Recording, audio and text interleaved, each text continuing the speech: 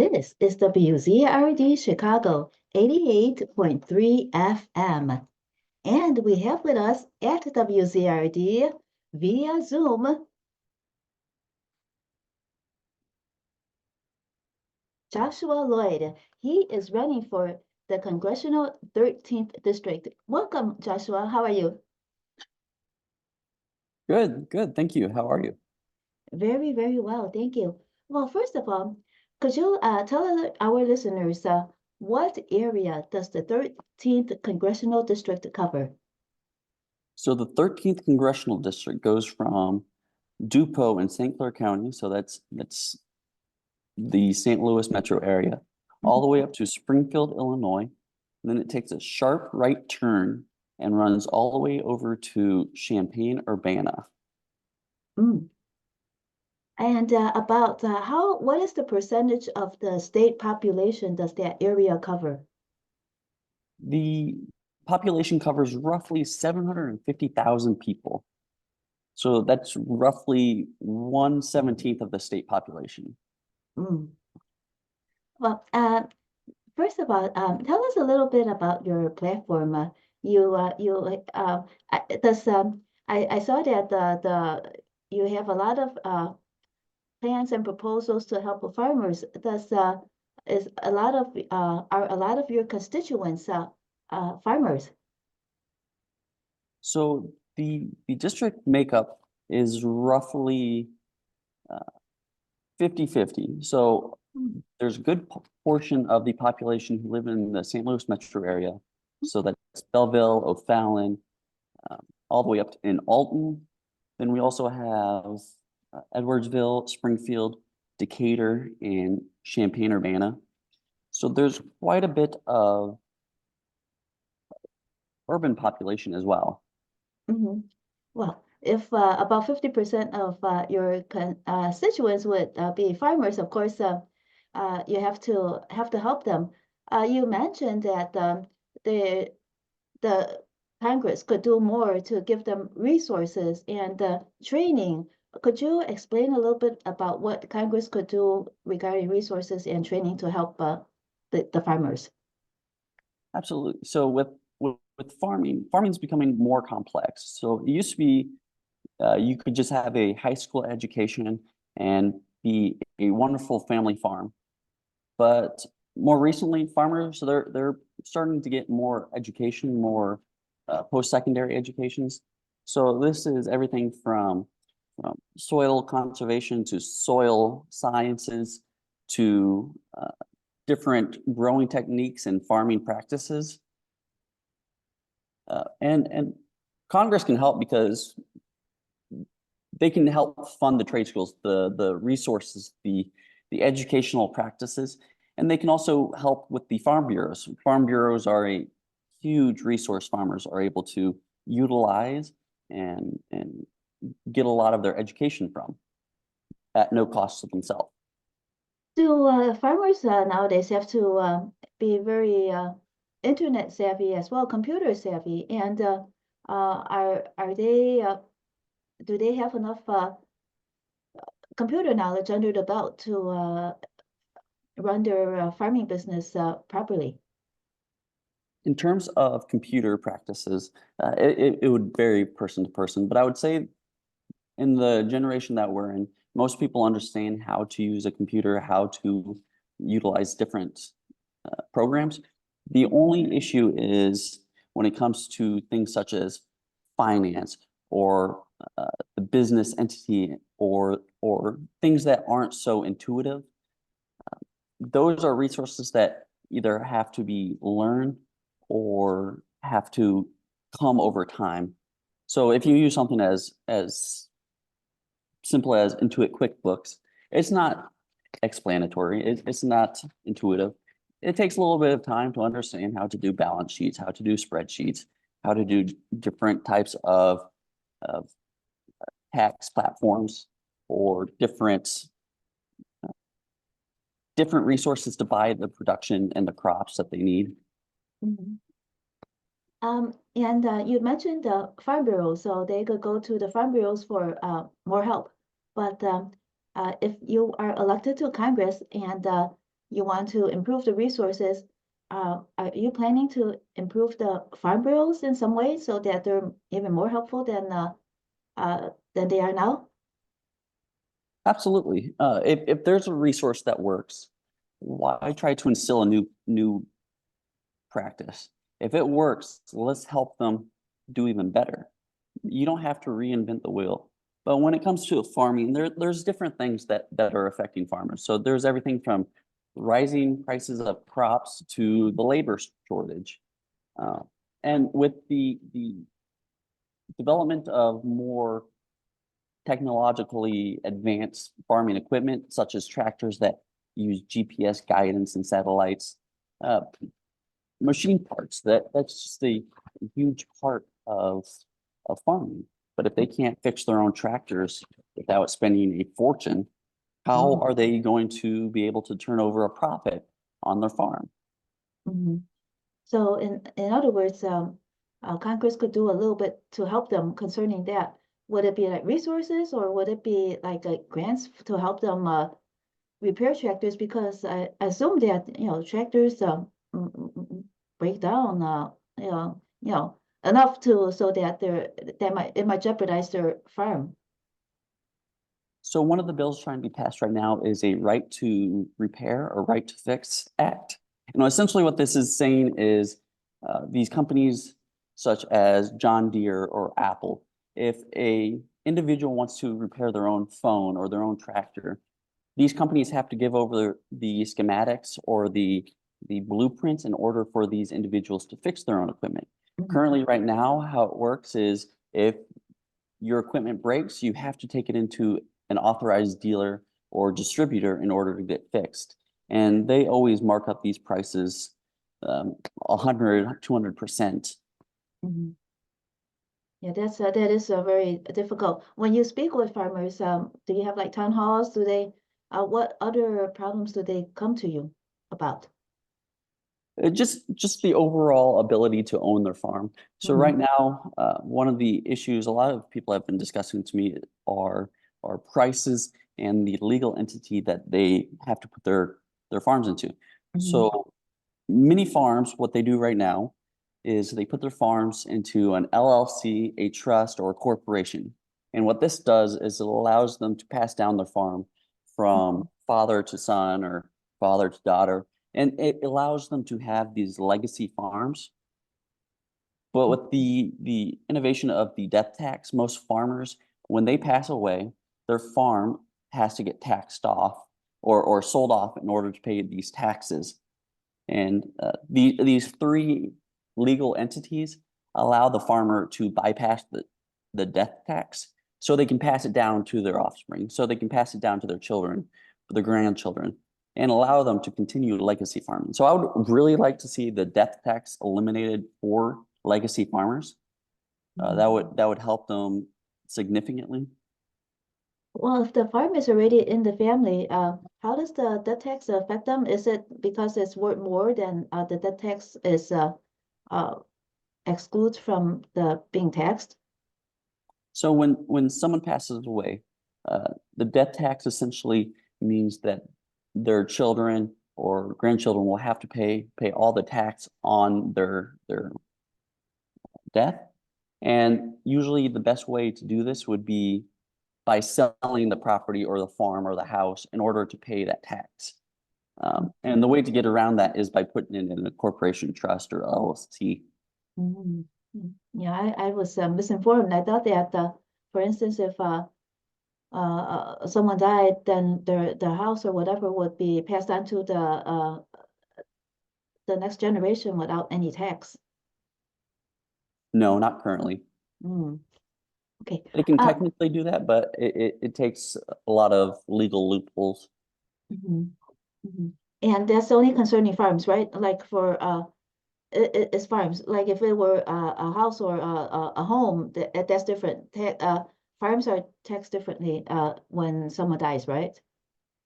There are various different tax incentives for farms, uh, but they're not immune to the death tax. Mhm.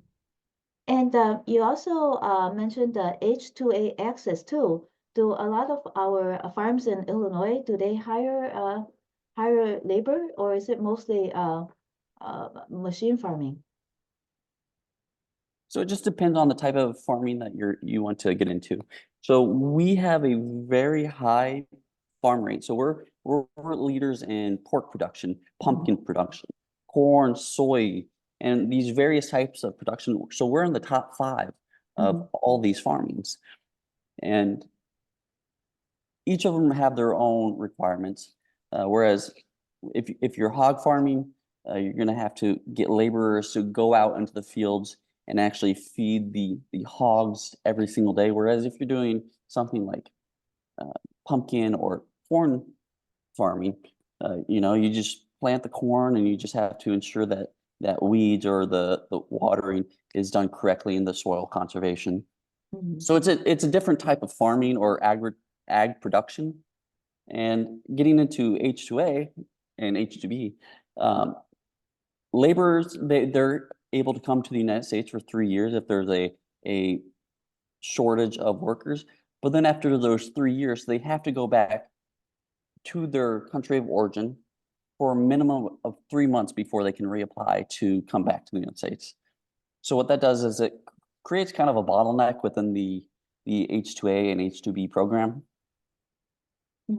And what would you propose to do if you're elected to Congress? What kind of legislation would address the H2A access? Well, let's get rid of that 3 month period where they have to go back to their country of origin. If they're helping a farm and they're doing significant work to help the production of that farm or ag facility, why should we send them home? Well, that makes sense. Who is the incumbent right now in the 13th Congressional District? So my opponent's name is Nikki Budzinski. She is someone who's been in politics a very long time. She's worked for the Speaker of the House, the governor, the president. So these big name offices. So she's very well politically connected, not necessarily real world life experience connected. But you are, and what made you decide to run? And have you run for political office? Have you run for political office before? So my political experience in office just includes precinct committeeman. Outside of that, I've worked for various campaigns, one congressional and one state house position. And this is working on their campaigns. What made me actually want to jump in is dealing with the VA. When you have a problem with the VA or any bureaucracy, they always tell you to contact your congressman. They will fix it. They will sort everything out. And contacting your congressman is usually a last resource. So it's the last thing you should always do. It's the end of the road. When I called her office, they said, we will get everything done. We will fix it, get it sorted out. So they gave me that sense of hope of things will get fixed. And she works on the VA committee. So it's not like she doesn't have any sway over VA. But now I'm still 2 years out and I'm still having to contact the VA for the same issues I was having then. And I'm not going to get into what those issues were, but I mean, if you're on the committee to fix something and you say you're going to fix it or you're going to help your constituents, actually do it. Don't give them that false sense of hope. If you can't do it, just say that. That's really all they had to say is, we're not going to help you. Or they could have even called back and said that there was issues or there was hiccup. No, they just left me high and dry. And so that's eventually what got me into actually wanting to run and get Nikki out of office. It's just my frustration with her in office and her office's ability to help. When you worked on other campaigns, was that before you encountered these problems or afterwards? This was well before I encountered these issues. So I worked on the Mike Boss campaign back in 2014, and state Senator Terry Bryant. At the time, she was House member Representative Terry Bryant. And I enjoyed working on their campaigns. They're both great individuals. They both really care about what they do. They always put other people first. One thing that always stuck with me was when Terry Bryant said, every decision you make will not be popular, but as long as you are doing it for the right reason and you are doing it for the betterment of other people, then do what is right. Always do what is right, even if it's unpopular. Is Terry Bryant and Mike Boss helping you in advising you at all on your campaign?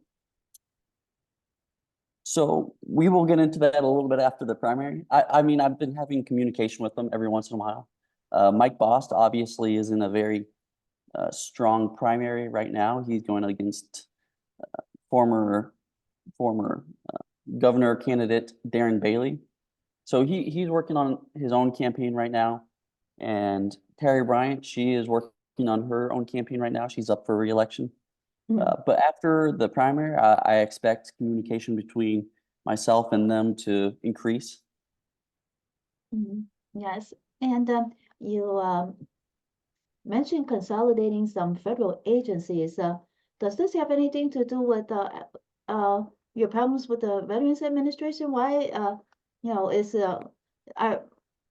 is part of your platform trying to sort out these agencies so that they could serve the American people better? So if you look at the US government, they spend a lot of money on issues that other agencies are also working on. So how many different law enforcement agencies are we paying right now to do the exact same thing? We have the FBI, we have the ATF, we have the city, county, municipal, different police forces, and they're all working and doing essentially the same work. Their mission might be a little bit different in their scope of frame, but we don't need to be paying all these different agencies for micro-targeting issues. So I would really like to see the ATF get abolished and consolidated with the FBI and different organizations like this to start coming together so we can start saving money and putting that money toward better uses. Is there any other push in Congress right now to do that? Because how much money do you anticipate that we could save? Pretty much, right? A lot. So in the overall scope of Congress, they're not trying to consolidate agencies, but they are trying to save money. And that's why you're seeing right now only 34 bills being passed, an all-time low in Congress. It's because all these congressmen are upset with how much money the federal government spends. And they want to reduce this tax burden on their constituents. And so when the government spends less, then they can tax less.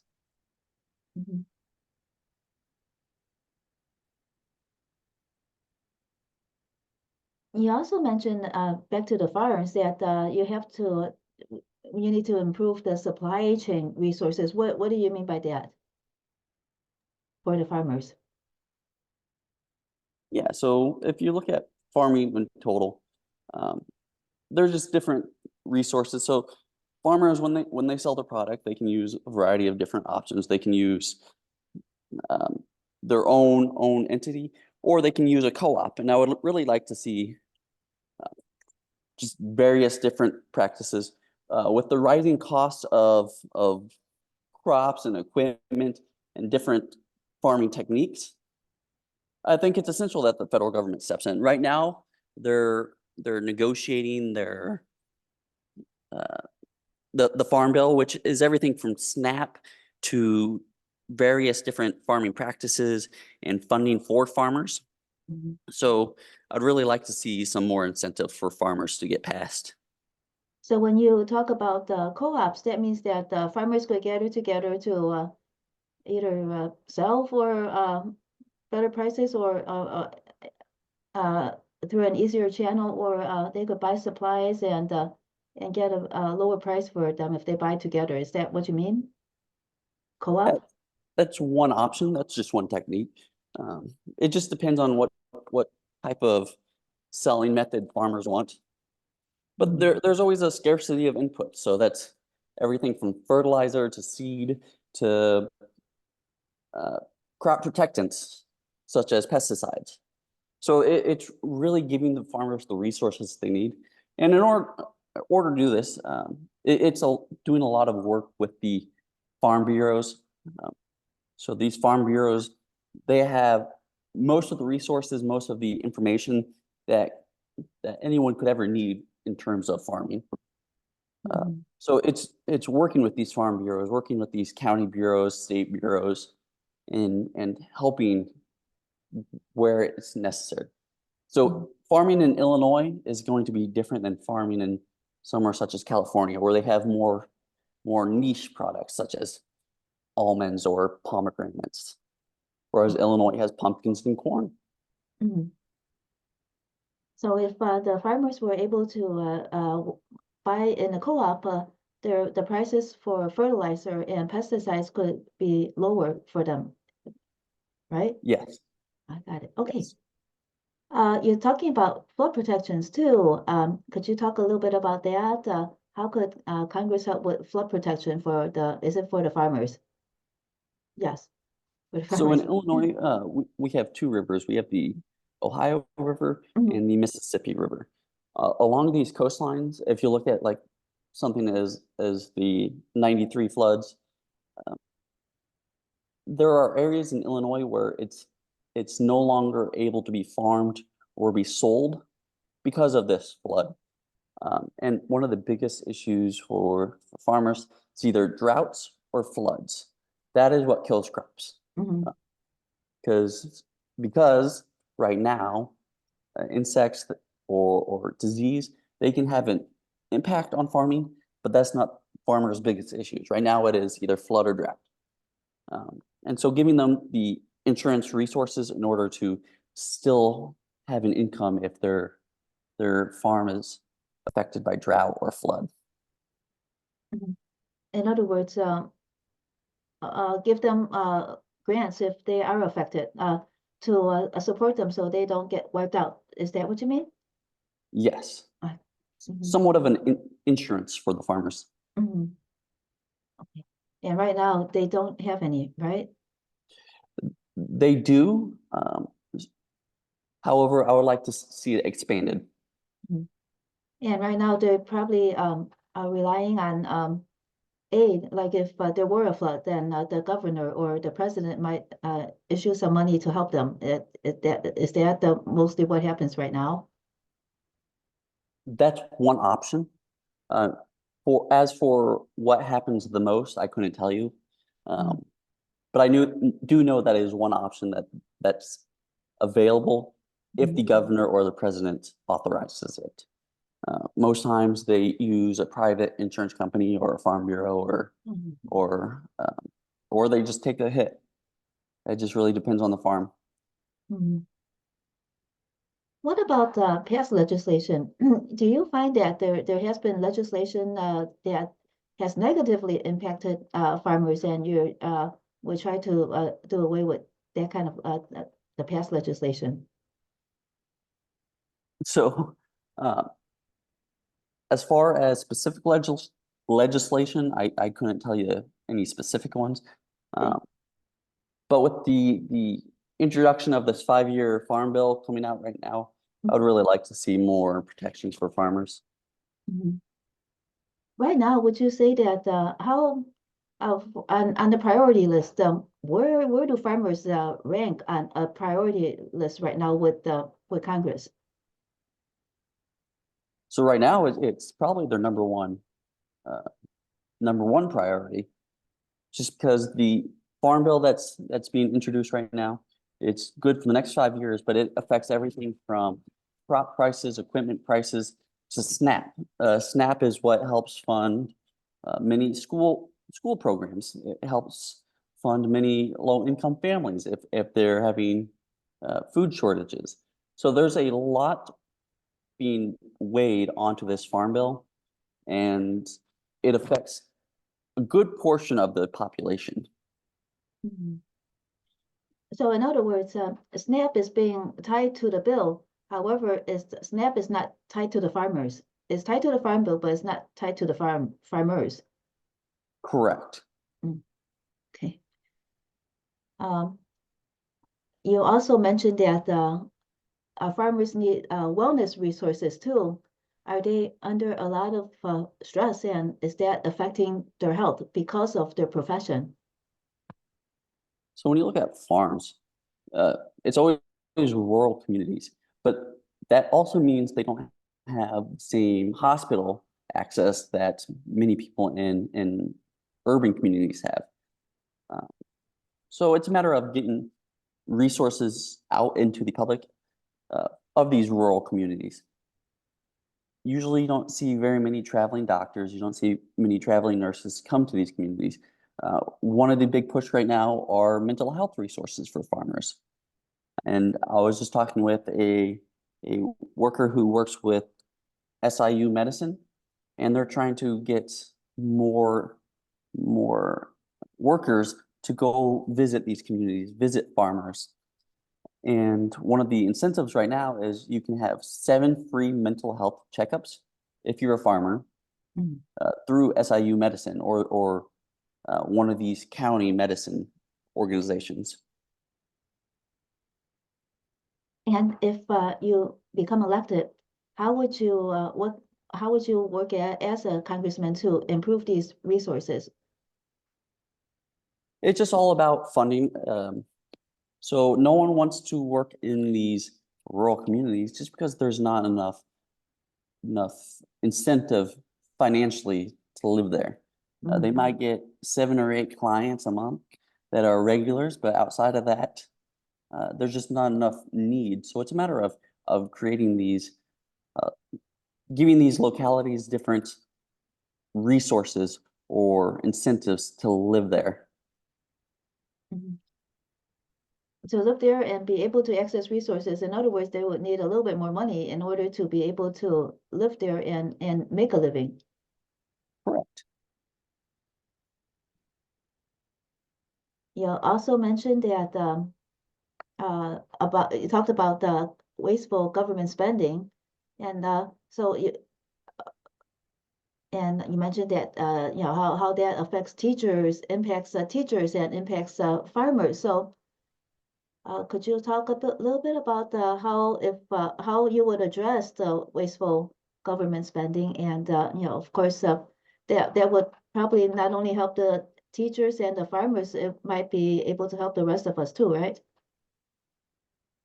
So if you look at most of these government agencies, they might have individuals who work within the approval department, but all these government agencies have end of the year spending, meaning at the end of the fiscal year, whatever money they have, they try to get it as close to zero as possible. Even if they have to spend money on stuff they don't need or stuff they don't want, they find something to spend the money.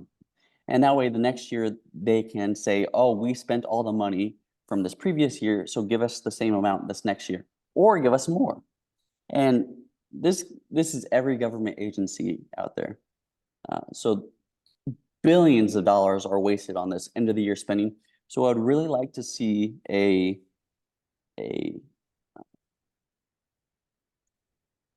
a program to track how this end of the year spending is affecting the overall government budget. Because if there is a 30% increase in spending at the end of the year, how much of that money is necessary and how much of it is just the agency trying to get rid of their excess cash? So I know the Department of Defense does this. And within the Department of Defense, there's hundreds of different agencies who have this end of the year spending policy. And the Department of Defense alone could spend less and less in the quantity of billions of dollars if they eliminate this end of the year spending. And this does not go into the Social Security or the health administration, or these various different agencies that the government is also paying for. Hmm. You mentioned earlier that there's a lot more that the Veterans Administration could do to help the veterans. So, and you were talking about consolidating agencies. Well, if like you said, the Department of Defense has a lot of money left over, then that money could be very well spent by the VA to hire more people to serve the veterans better. Is there any way to do that? Were you thinking about doing that? It's not a matter of hiring more people.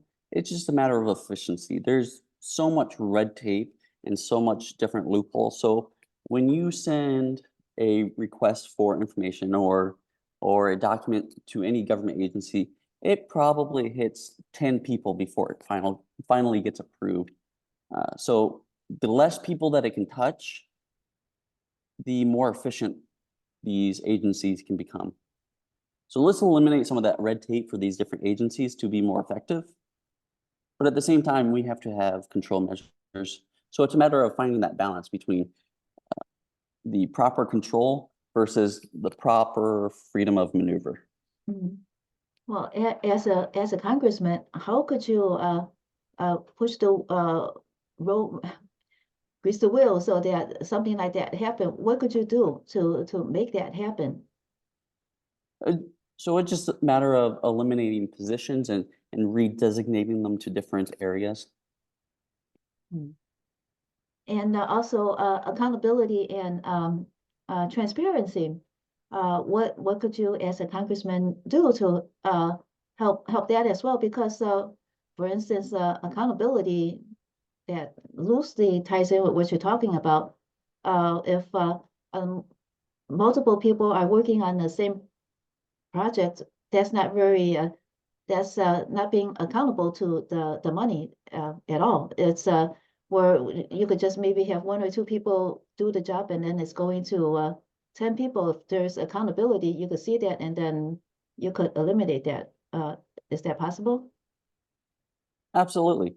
And it really boils down to having someone look over all the money that's being spent by the government or where these different agencies are putting their attention. So one thing that happens in the business world, you look at a product and you calculate which departments are focusing on this product, how many people work in each of those departments focusing on this product, and then calculate the total budget of their salaries, the equipment, and the marketing resources going into this product. So the government needs to do that. If you look at the Department of Defense, they have failed their government audits almost every single year. And how do you fail a government audit when you are the government? So that means billions of dollars are being wasted because they don't know where that money is going. So it's a matter of tracking the money, where it's going, how it's being spent, the time of that money, and how it's being calculated. So we definitely need better resources for tracking and maintaining all of these government agencies. So where's their money going to? How much time is being put toward a resource? Is it beneficial?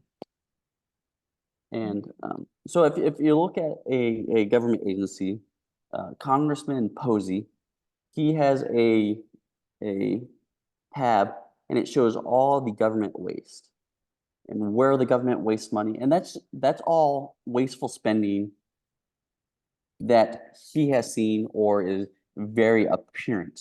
That is not calculating all the hidden government waste, stuff that the government justifies but isn't necessary. So I've seen almost $100,000 worth of MREs, which are meals ready to be eaten, thrown away just because the central issuing facility, we call it CIF, didn't want to relog it. And why I bring this up is because they're able to justify this expense because it is a consumable, meaning that it is something that you only pay for once, it gets used, and you can't reuse it. So it's a consumable. But since it's a consumable, that is justifying for this government purchaser that they're going to need to buy more. And if they relog it, that's more work for them. They can't justify using more money. Well, you were in the military, so that helps you a lot in understanding this process. And what you seem to be talking about is that we require a flow chart for all more of these processes that go on within the Department of Defense. Maybe even the other departments as well, across the board, right? Yeah, it is. It's not just the Department of Defense. I've heard stories from the Department of Education to Department of Health to Department of Corrections. So it's all these different agencies, and they're all using the same method. It's just a matter of what they're using it on or what they're using it for. Well, if there is if there is a lot of money left over, well, some money left over at the end that is not being spent, but there are a lot of other problems that need to be addressed. And I don't understand why they don't use that money to address certain deficits, certain problems that that department is facing. So if you look at how the government spending happens, say a department gets $100 million, right? And they only use 85 million of that 100 million. Well, when their budget comes to be renegotiated, they only get 85 the next time, meaning that $15 million that they just spent, that gets sent back to the government, and they only get 85 back. So that means that government agency won't, quote unquote, lost $15 million because they didn't use it. Mhm. And government agencies hate when they don't get money. So they're trying to get as much money as possible so they can have for whatever purpose they want to use it for. Mhm. And is there any move in Congress right now to address this, what you're talking about? I don't believe so. Nothing that I've researched or found is showing government agencies actually, or congressional members actually understanding how this government spending works. They understand that they approve the budgets and that money gets disseminated to these different departments, but how that money is used or on what that money is being used for, most congressional members, they don't really understand how it works. There might be a few, but they're not really addressing it to the full extent of saving the taxpayer billions of dollars. And you did the research. What inspired you to do the research? How in what way and did you see that this needed to be addressed? What happened to you so that you saw that this is wasteful spending, this end of the year spending? Just by being around and experiencing it and seeing it, I've seen hundreds of $1,000s worth of the MREs, like I was just describing. Mm-hmm. And I also have heard stories of there's a base in Africa, Camp Lemonnier.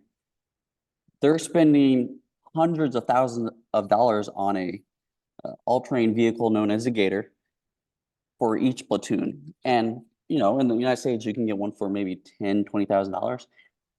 The Department of Defense is spending $100,000, $200,000 for each of these. So they're justifying spending all this excess money for something that's not even necessary. I mean, it's a very small base. It's not like they can't walk 200 feet. They're justifying it because they want to move equipment around or duffel bags or small things. But I mean, it doesn't require every single person to have their own all-terrain vehicle. I mean, they can have one for designated purposes, but they're quote unquote justifying it to use that extra money. And then if you read over Congressman Posey's wasteful spending, you can see things such as the government spending $5 million to teach native Venezuelans pottery, how to do pottery. Okay, first off, if the government can give other nations money, that means they're taxing us too much.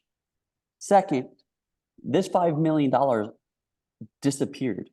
They don't know what happened to it. So $5 million just disappears. Who's it going to? What's it being used for?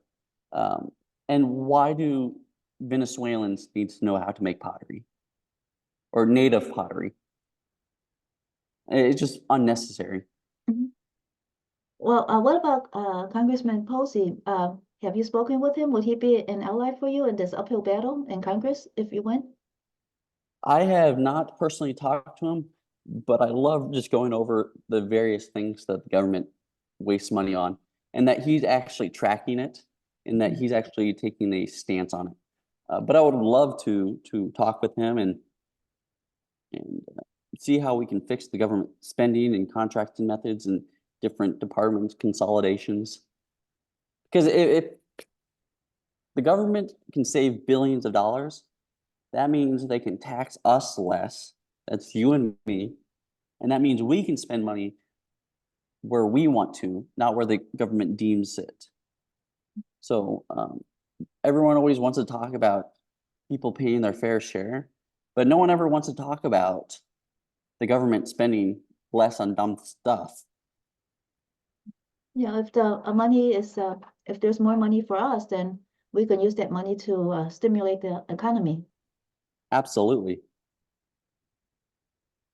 You also mentioned that the problems with the Social Security and Medicare. What about what about those administrations? Do they have end of the year? Do you know if they have end of the year spending too? Because they seem to be very short on cash. Do they always spend everything? So every agency will tell you that they need more money. Mhm. The reality is every department has end of the year spending, even if they say that they're low on money.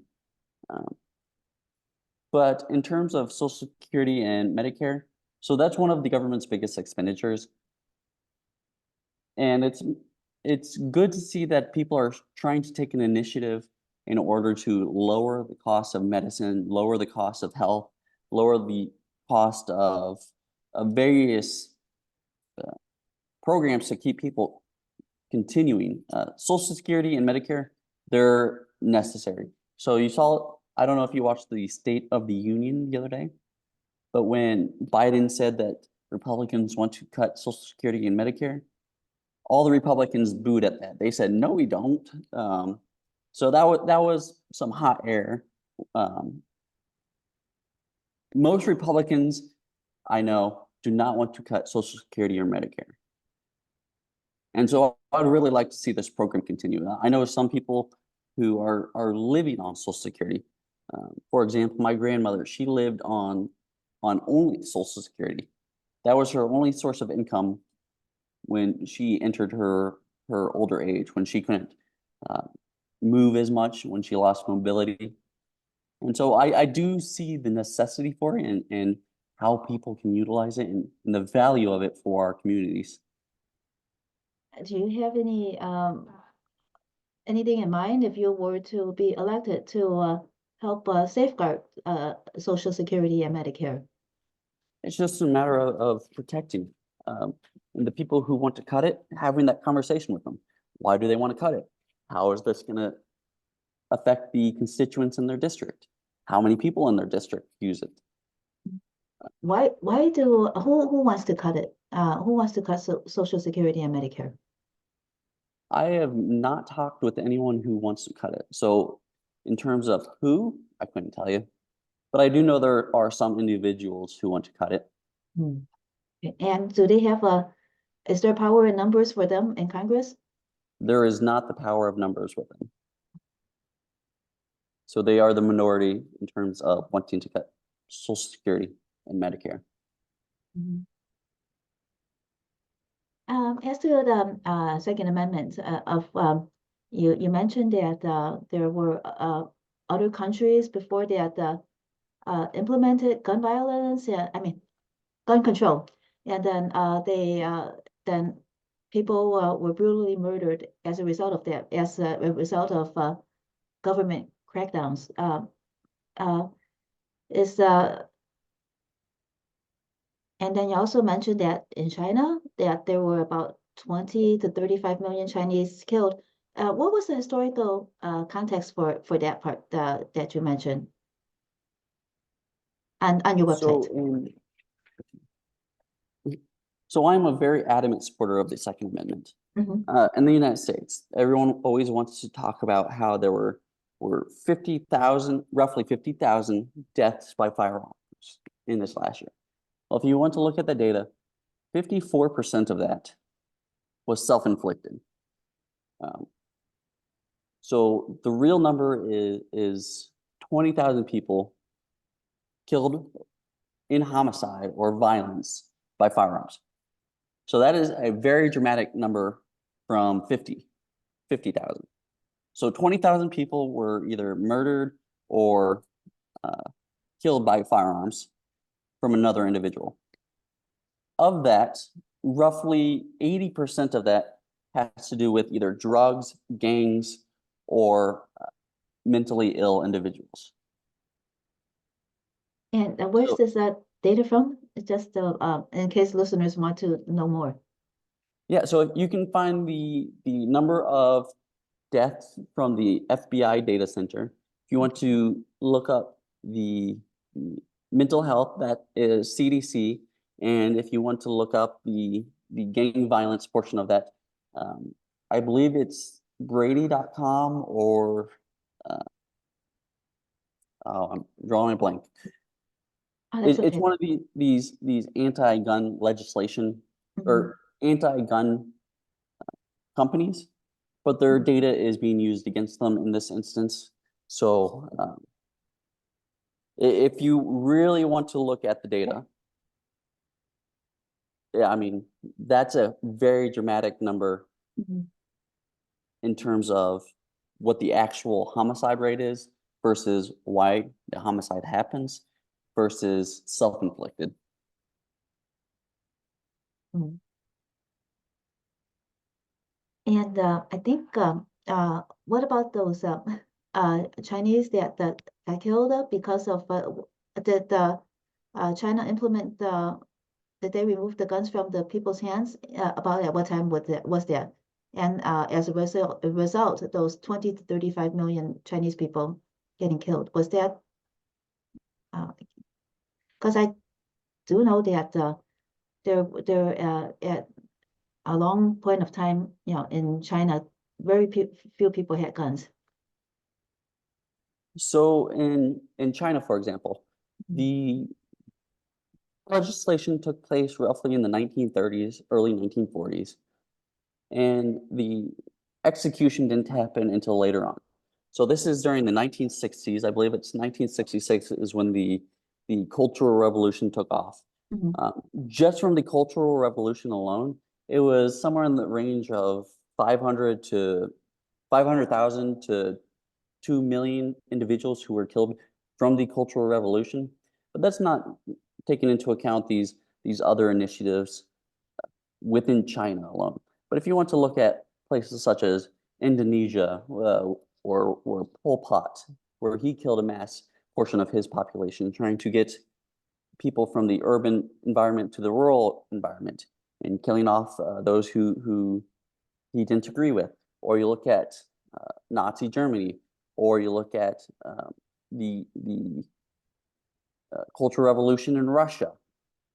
Just these various different countries have always implemented strict gun regulations, and it might not be that administration or that government head who has nefarious intentions, but always one or two generations after that individual, something tragic always happens. It has always been inevitable. Yeah, it was just when I saw that that part about the Chinese being killed and then there being gun control. I don't remember that.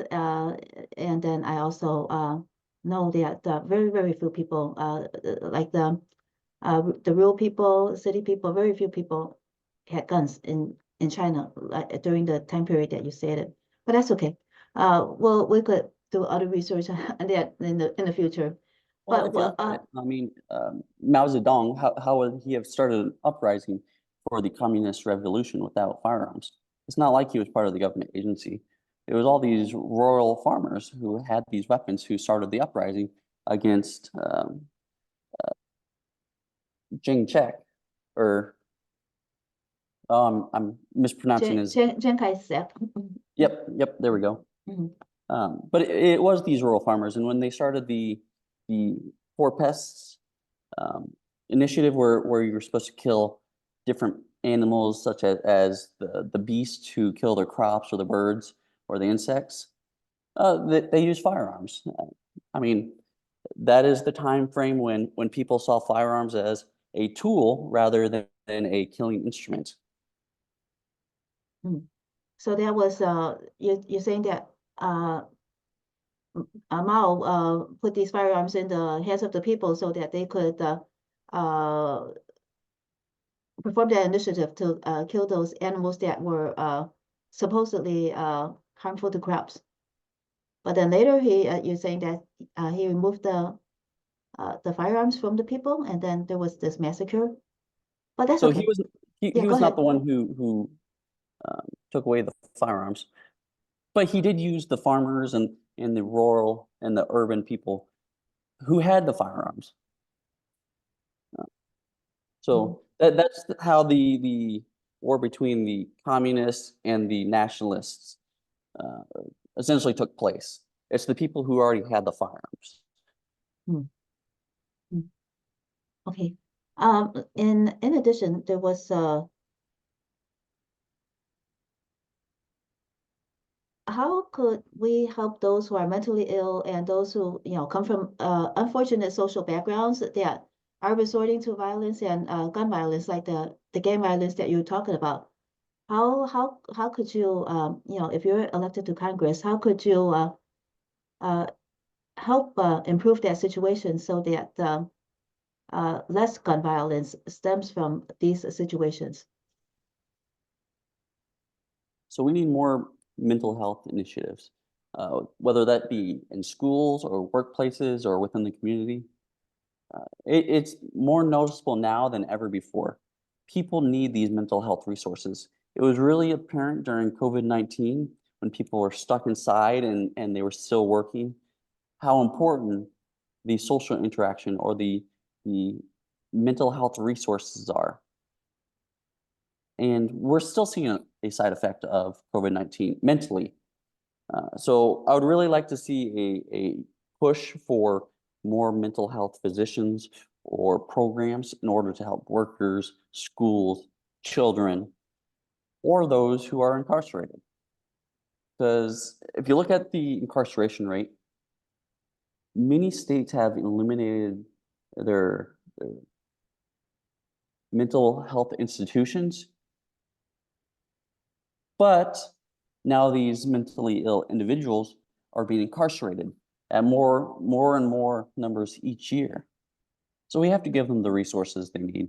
We shouldn't be locking them up just because they're mentally ill. If you go down Chicago or Springfield or just various cities, how many of these individuals who are living on the street are mentally ill?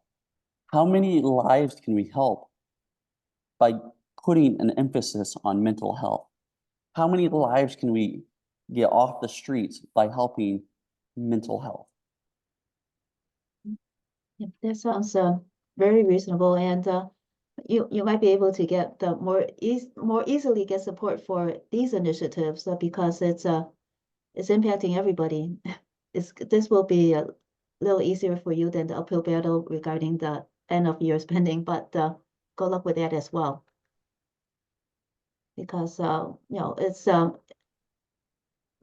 you explained it very well how that is wasting a lot of our tax dollars. You also volunteered a lot, helping people gain the skills so that they would get more gainful employment. Could you talk a little bit about that, and also about any examples of lives that you have changed because of your volunteer work with helping people get even you were very young, you were a high school student, right? You were already involved in that, helping people get more skilled training. So there are various organizations in Illinois. There are 10 different organizations, everything from Skills USA, FFA, DECA, FBLA, FBB, Family Business Life. And these different organizations, they have a different emphasis. The one I worked with was called Skills USA Illinois, and they focus on the career technical student organizations. And they sent me to Washington, D.C. to advocate for Carl D. Perkins funding, which is what helps fund all trade schools nationally. And their focus is to further the vocational trades, to help give people the education in diesel mechanics, carpentry, welding, and these various vocations. So one thing people don't realize is there is a skill shortage means employers cannot find enough workers with the skills they need in order to fill the roles of their company. So I'd really like to see more students get into the vocational trades. I mean, if they want to go to a four-year institution and earn a liberal arts degree, that's completely fine. For those individuals who want a different path, want to go to a trade school for 1 or 2 years, get their certification or apprenticeship, let's help them get those certificates. And then usually, so in Illinois, for example, the cost of a living is roughly $50,000. When a student leaves trade school, they are usually earning somewhere in the range of $60,000 to $70,000. So that is above the cost of living of Illinois. So they can live comfortably in Illinois, have a home, have a car, have a family, and have food on the table when they get home. So let's give people these professional careers that they deserve. This is WZRD Chicago 88.3 FM, and we have with us Joshua Loyd. He is running for the 13th Congressional District. Joshua, you mentioned that if Congress were to fund skilled labor, that would help reduce the overall amount of educational debt. So do you mean that these people will find jobs and then they would not have to go into that to get their education, or do you mean that they earn more and they're able to pay down their debt more easily? It depends on how you're looking at it. So these individuals, while they go to trade school, they can also work in that industry as apprentices. So at the same time as they're getting their education, they're working in that industry. They're paying down that debt. And usually the cost of trade school is far less than a four-year liberal arts degree. And you also cover, you're very ambitious. You also cover the environment and national parks as well. You say that you support some resource extraction as long as it doesn't damage the environment and also does not pollute the environment. So it's kind of hard to reconcile the two. How do you plan to work in Congress to reconcile the two?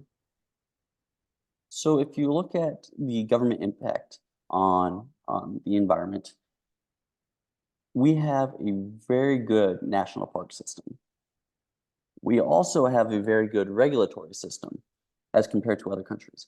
But when it comes to mineral extraction or resource extraction, we allow these companies to go in, extract the resources, and then just leave.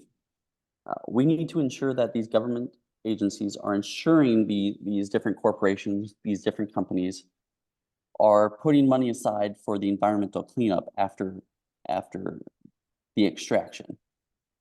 One good company who's good at this is ExxonMobil. They have a company up in around Arthur, Illinois, and they're very good about cleaning up any environmental impact they have. However, this is not the same for every company.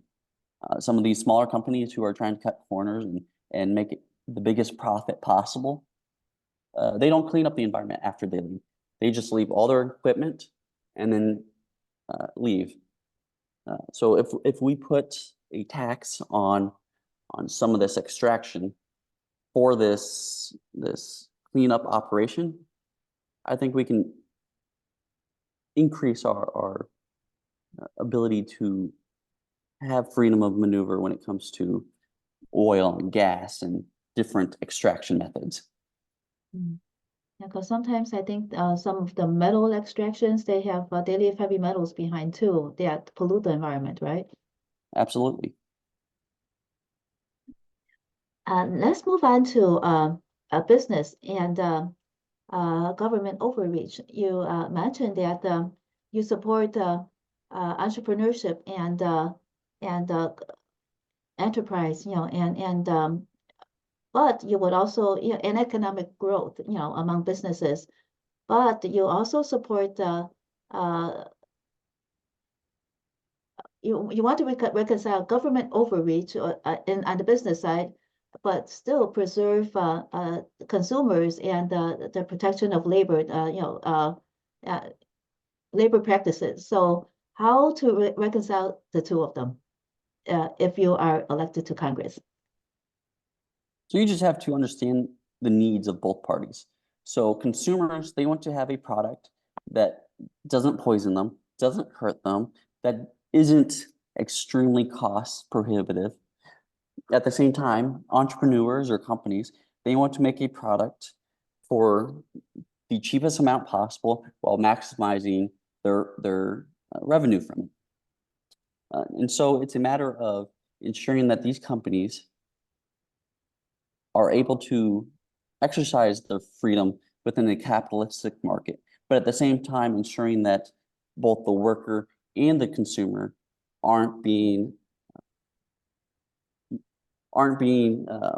taken advantage of.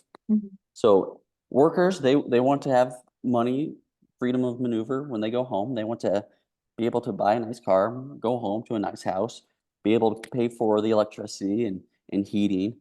Whereas the consumer, they just need to be able to purchase the product. But at the same time, if you look at things such as the ceramic pan or pans, for example, the Teflon on it was poisoning consumers for decades, Mhm. and the companies knew about this, but the consumer did not. And then when this report came out, what the companies ultimately did was they switched over the material and sent all their excess to countries in Eastern Asia. And so this is very unethical. So what can the government do about it? They can ensure that these corporations or these companies or these small businesses are operating in an ethical manner. But without the government overreach, it's hard to balance the two. Do you have any proposals on how to balance the two? It's sometimes it's on an individual case by case basis, but if you're going to be in Congress, you have to be the leader and lead on this. And then how any suggestions on how to reconcile the two? It's just a matter of ensuring bad bills are eliminated from Congress. So the push should not be to pass more bills, but to pass less bad bills. And what I mean by that is some legislators, they just want to push and turn over as much legislation as possible. That should not be the goal. The goal should be pushing initiatives that actually benefit everyone, benefit the consumer, the business owner, the worker. So how can we do that, but all in one bill? Is it multiple bills? Is it over time and collecting more data on various industries? It's all relative to which industry we're talking about, what company or business we're talking about. But there are a lot of corporations who have unnecessary burdens that they have to jump through. And whether that's necessary or not, it's all on an individual basis we have to look at. And when these companies, when they how was I going to express it?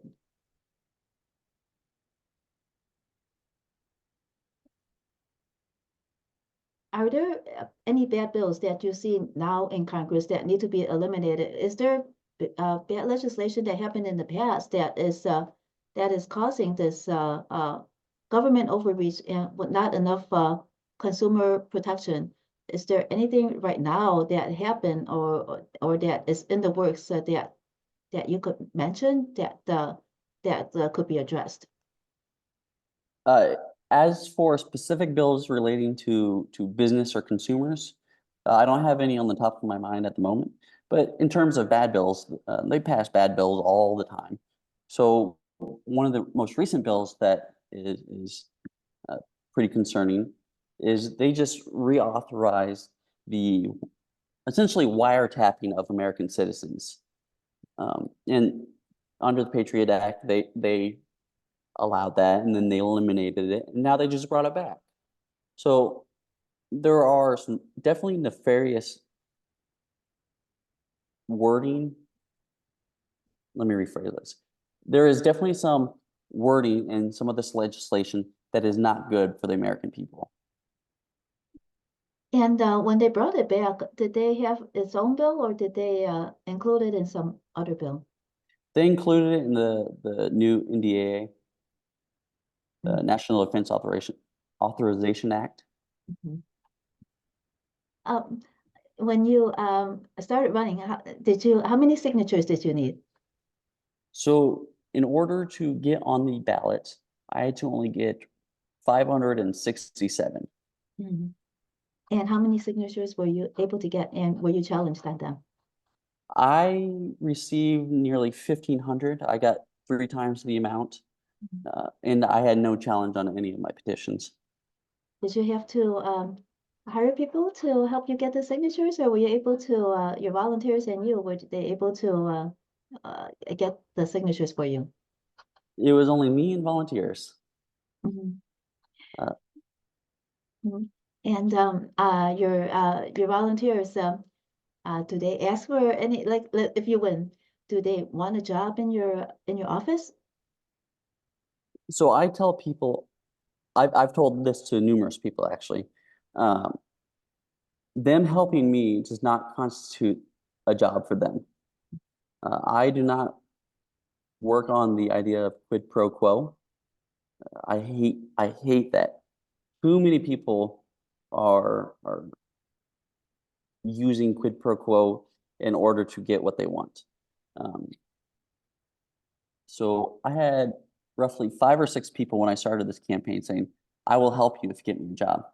And when I told them no, they instantly left. They walked away. Uh, so I want the people who believe in the message, believe in the purpose, and believe what we're doing.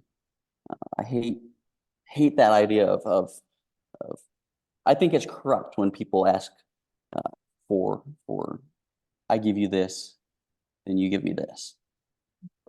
And what about endorsements and questionnaires? Did you have to did you work on that? Did you have anybody helping you with that? Because that's a big load as well. No, I do all that work myself. Mm. Um, I usually get it all through email, and then I do it all digitally while I'm about to go to bed or when I'm on an airplane. So if you want to be able to do something, you can always cut out time within your day. There might not always be time in a day, but it's um, about deciding what's most important Mhm. and then accomplishing that task. Mm. Do you have any endorsements that you would like to mention? So I've been endorsed by the Chicago Tribune and the It's early in the morning.